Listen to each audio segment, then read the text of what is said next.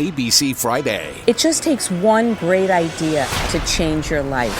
Shark Tank returns for its 15th season. I didn't know I was going to cry right now. With new guest sharks, Jason Blum of Blumhouse, Michael Rubin of Fanatics, and Candace Nelson of Sprinkles Cupcakes. I'm going to make you an offer.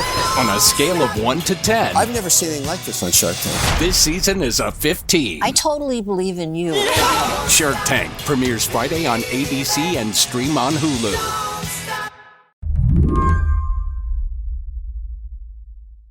Leah, where have we reached you? I am hiding on the 4th floor of the DC District Courthouse during a lunch break in US v. Google. Leah Nylen is a reporter for Bloomberg News who covers antitrust. She's also kind of my lawsuit buddy, the person who helps explain what it means when the government files a case against big tech, which has happened a lot lately with Google and Amazon and, yet again, Amazon. I mean, I feel like at this point, I have you on antitrust speed dial. Yeah, I don't mind, Leah was kind enough to take a break from one antitrust case to talk to us about another. The suit the Federal Trade Commission and 17 states filed this week against Amazon, saying the company broke the law in order to keep its monopoly position in e-commerce. Where does it stack up in the pantheon of big tech cases? I have been telling people that we can't call US v. Google like the antitrust trial of the century anymore because now we have FTC v. Amazon, and that might, displace it.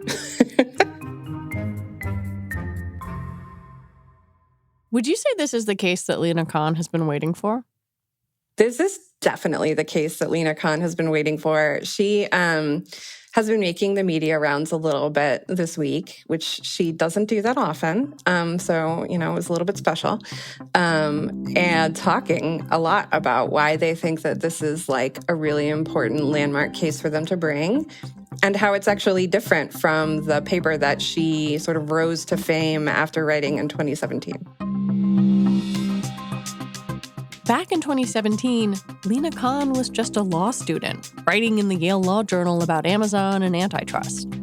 Now, she's the chair of the FTC, and the company is in her sights. Today on the show, FTC versus Amazon could change everything. How you and I shop, what the company does, even whether it gets to stay in one piece. I'm Lizzie O'Leary, and you're listening to What Next TBD, a show about technology, power, and how the future will be determined. Stick around.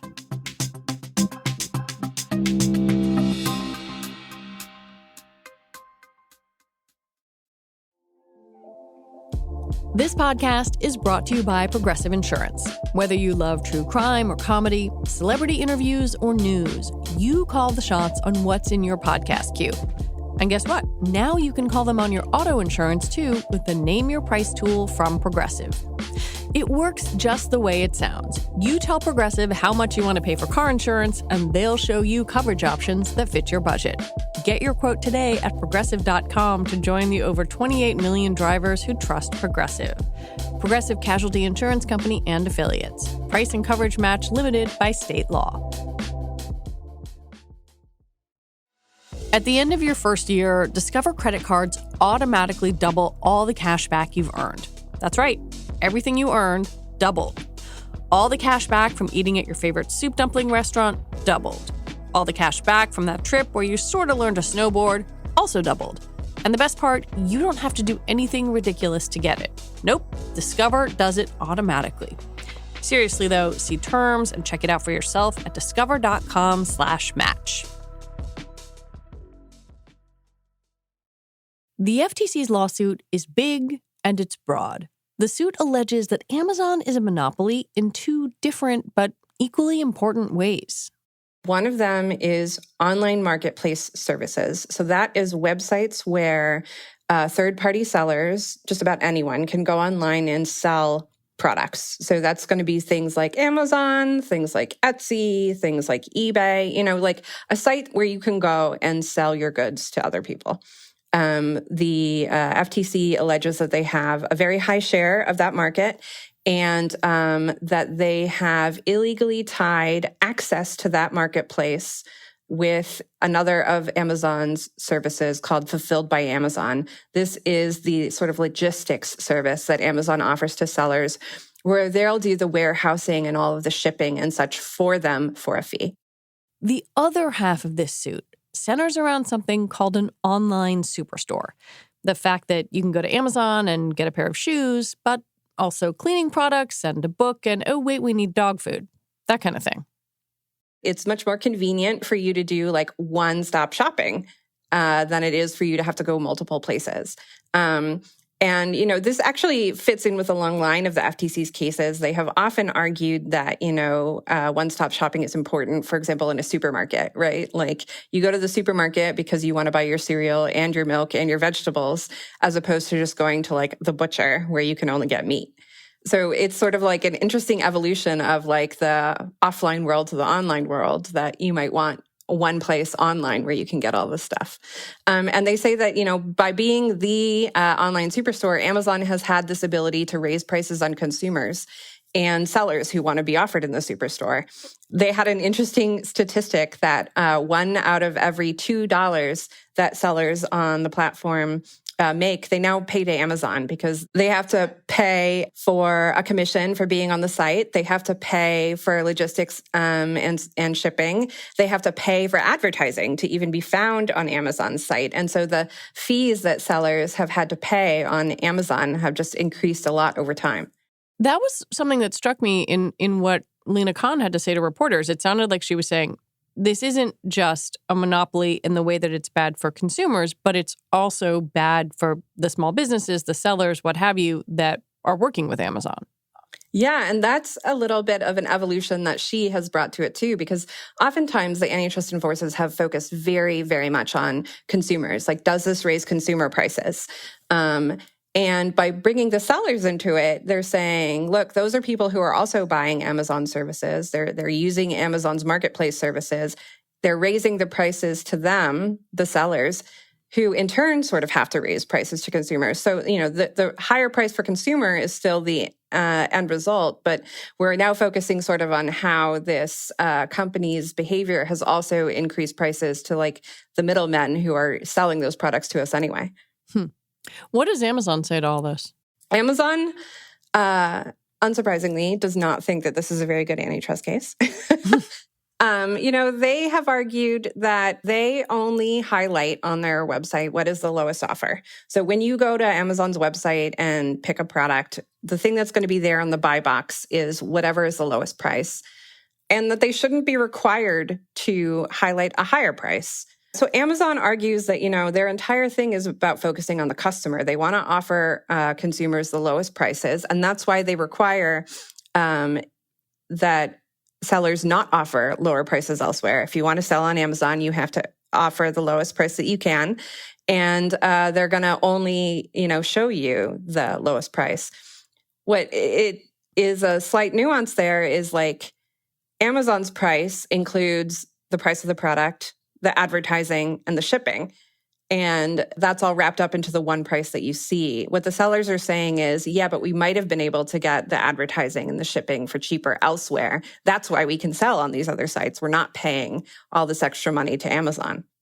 Listening to this, you are describing Amazon's business model. And Leah Nylen has not gone so far as to say, well, break it up. But boy, that kind of seems like that's the implication. Yeah, as I said, she made a lot of public comments this week after the case was filed, and she was very mum on what exactly they want to happen. So the complaint lays out a set of tactics that we believe are illegal and that are illegally elevating and inflating prices for the American people. So at the very least, any relief would require that the company halt those tactics. But as I noted, effective relief also needs to be restoring competition to this market, which we'll be asking the judge to do as well. So in the suit itself, it has this phrase down at the end, it says that they want structural relief, which in antitrust lingo means that they want to break up. But they won't say what exactly it is that they want broken up. Is it that they want Amazon to sell off its logistics arm and just be a marketplace? Is it that they think that, some of the things that Amazon offers that are not sort of core to the marketplace should be broken off? It's not very clear. And so, when people were asking her, well, what is the remedy that you want here? And she's like, we want Amazon to stop using these illegal tactics, which, okay. But, answer the question. Yeah. Yeah, antitrust enforcers love to say, yeah, well, we'll get to that down the road. But, you sort of do have to have in mind when you bring a case what it is you want to change. Otherwise, that plays a lot into how you frame the case, obviously, because, the judge is going to have to, at some point in time, decide how to remedy this illegal conduct. When we come back, who competes with Amazon? The store down the street or just the ones online?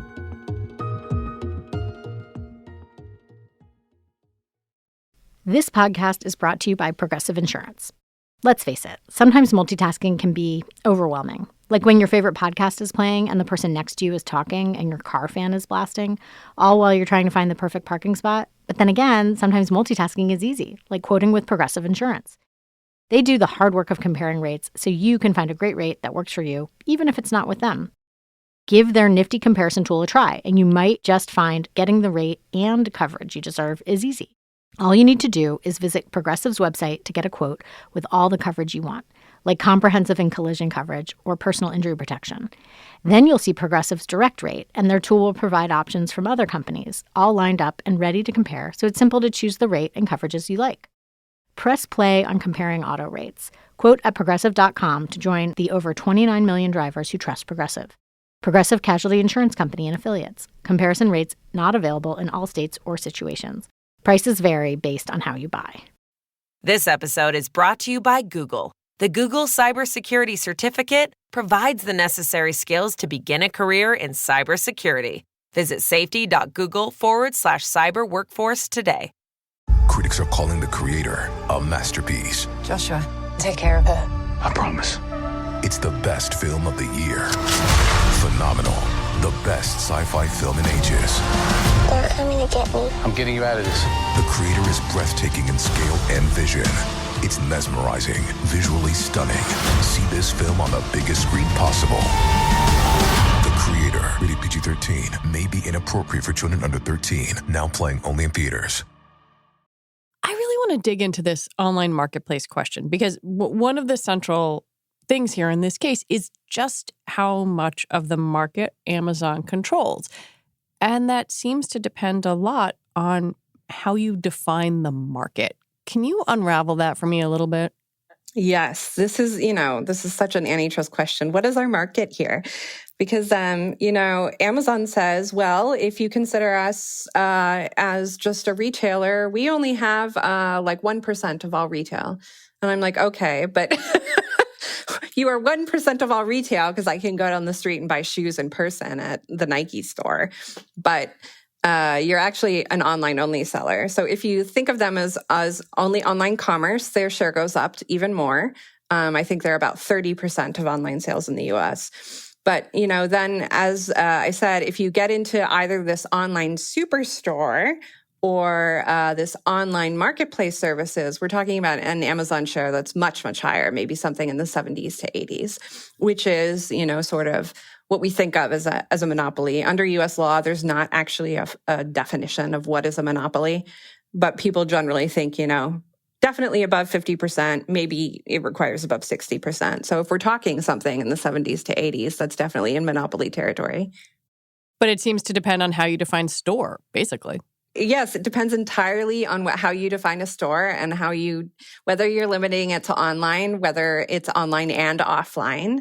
Amazon keeps pointing out, when you go to a supermarket, nobody is upset that the cereal company pays more to be on the end cap or the specific eye level shelf. That's sort of what we're doing. We're giving people the opportunity to have advertising so that they get seen first by the consumer. The difference, of course, is if you're in a store, you can like go to the next aisle if you need to see the other types of cereal. You don't have to like scroll 15 pages. In one of your stories, you noted that, among other things, Amazon basically forbids sellers from offering lower prices on other sites. And the FTC says that hinders competition because it means that sellers would have to raise their prices on a different platform, say Walmart, so that they wouldn't get buried in search results. And I wonder, like, how does that part fit into this antitrust argument? Yeah, that's really interesting because this is actually what some of the state AGs had picked up on before the FTC. So a couple years ago, DC's Attorney General had sued Amazon, and then California's Attorney General already has their own case against Amazon that's ongoing. And what they argued is Amazon has this policy that you can't sell for lower prices elsewhere. You have to give whatever is your lowest price on Amazon. You know, it's their low price guarantee that you can't get it cheaper somewhere else. But the FTC says because it's adding on all of these additional fees, you know, the fee to sell on its platform, the fee for advertising, the fee for the logistics, that's making the price go up. And because people can't sell for cheaper elsewhere, it's raising the prices across the internet, not just on Amazon. So we had some really interesting conversations with, you know, some retailers about how Amazon actually like monitors their prices elsewhere. And they get these alerts sometimes if their price is lower, even by as much as a nickel on another site. They'll get these alerts from Amazon being like, we found a lower price elsewhere, and so we're not going to give you the buy box anymore unless you adjust your prices down by a nickel.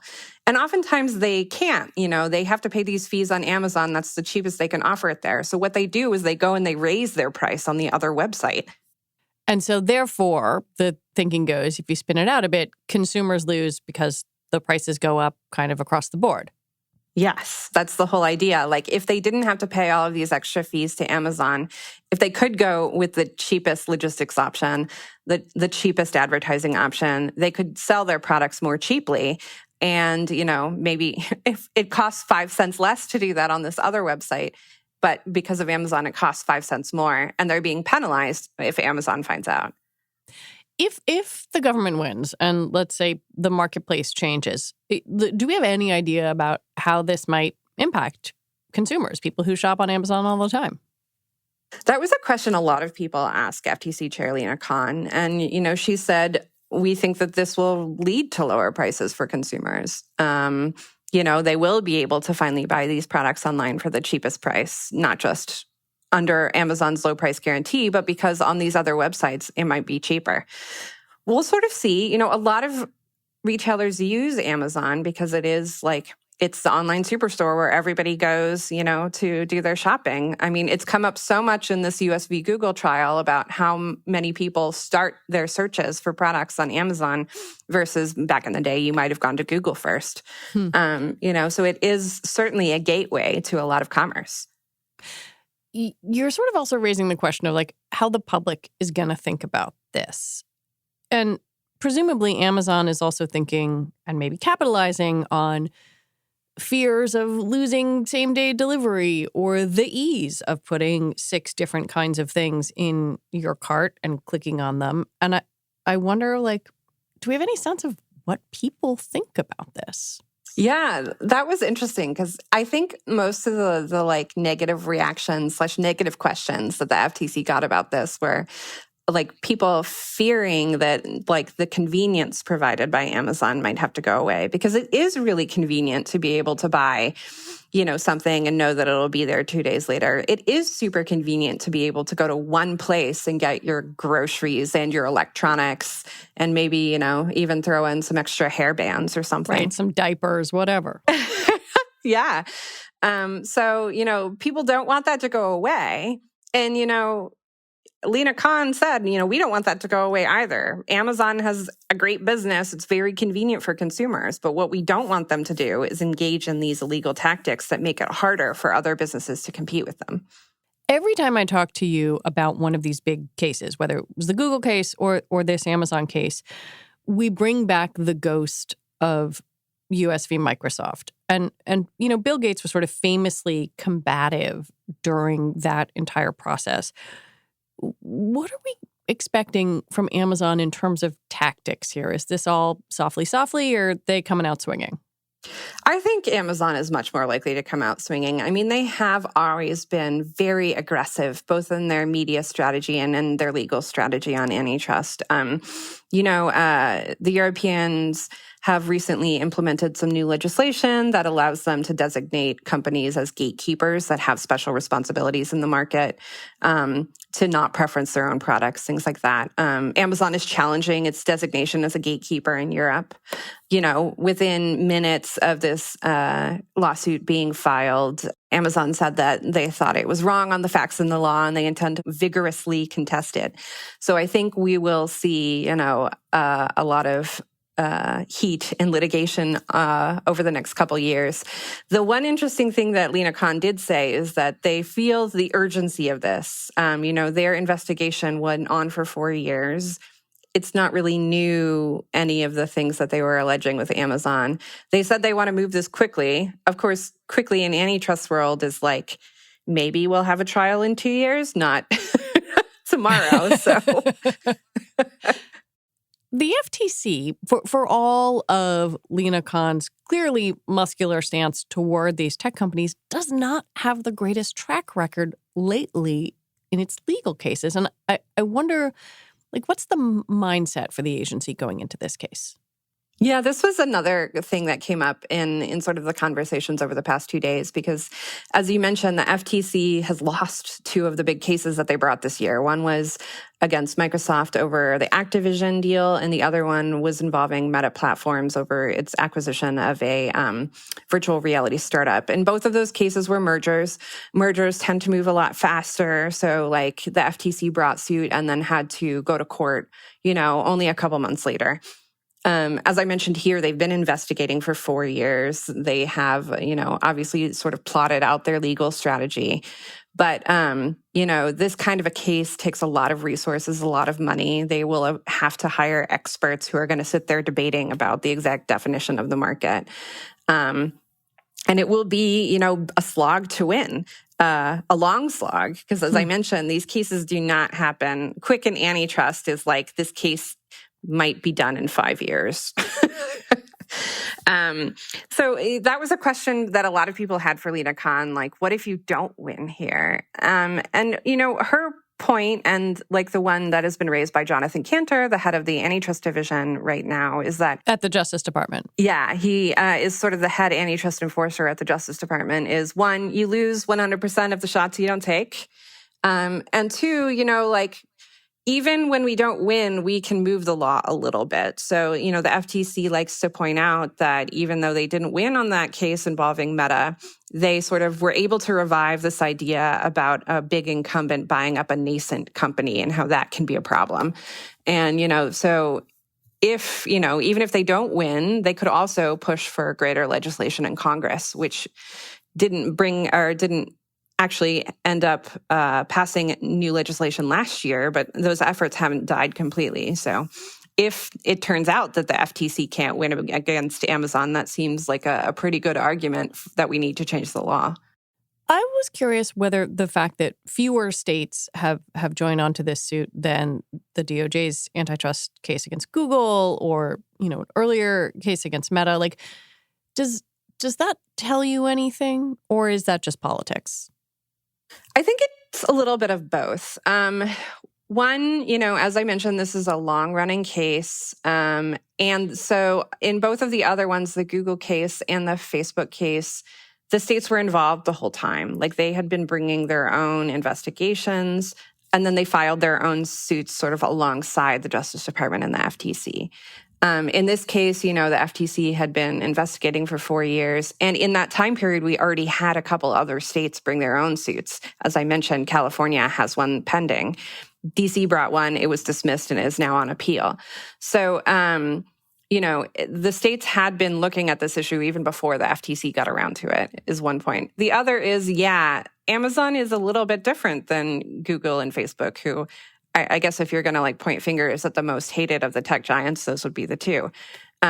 There is the entire convenience factor of Amazon. There's also the factor that Amazon is the largest U.S. employer. So all of these states probably have a big presence of Amazon in their state. You know, there are probably a lot of people who work at their warehouses, and they may, you know, be less inclined to sue them for being a monopolist in a way that might hurt their state economy. Leah Nylen, as you and I have discussed before, wrote a very famous paper about Amazon and antitrust when she was in law school.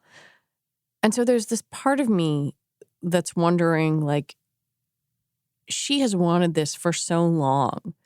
It's hard to imagine that the FTC did not cross every T, dot every I to get this case as watertight as possible. Yeah, a lot of people said that this is why it took so long. You know, the case was going on for 4 years, the investigation. You know, it was pretty much done last year. But then it took them sort of another, let's see, we're in September, so another 9 months to finally file the case, because they were sort of honing all of their arguments, deciding exactly what they wanted to say, and getting state partners on board. Because somebody put it to me, this case is going to be written about on Lina Khan's tombstone. So you can bet that she wants to make sure that it is absolutely airtight. And so, yeah, I mean, if this is going to be your legacy, you want to make sure it's a good one. Maybe I'm spinning too far ahead into the future, but if the FTC and DOJ lose their big cases against Google and Amazon, is that the last chance for consumer regulation against big tech? Is it all eyes on Congress? Like, how pivotal are these cases? I think for the U.S., these are pretty important. You know, Congress was considering legislation last year and it didn't happen. Unlike in some other places in the world, as I mentioned, in Europe, there was some pretty major legislation overhauling the way that they look at digital markets. Same in the UK. And same, you know, a little bit in South Korea and Japan. A lot of countries are rethinking their relationship with the tech giants. We haven't as much here, you know, land of the free market. Congress couldn't sort of get its act together. In fairness, Congress can't even fund the federal government right now. So, so, you know, they've got some stuff going on. They have some other things going on. But that's why I think a lot of people are sort of pinning their hopes on the courts. You know, this is the one avenue that is the biggest, clearest shot at big tech. And so if the Justice Department and the FTC can't win, you know, we're going to have to rethink things. Maybe there will be another big legislative push to change the law so that antitrust enforcers here have, you know, a better chance. As I mentioned, you know, a lot of these tech giants are going to have to be changing a bunch of the things that they do for Europe. And I wonder, it has been a big question, you know, if they're going to change it for Europe, are they going to change it everywhere? Because it's sort of annoying for them to have to do business in multiple countries in different ways. So that's sort of what they did around privacy regulations. Yeah, but then that is what we see with privacy. You know, like in Europe, they do things one way. Here, they do things another way.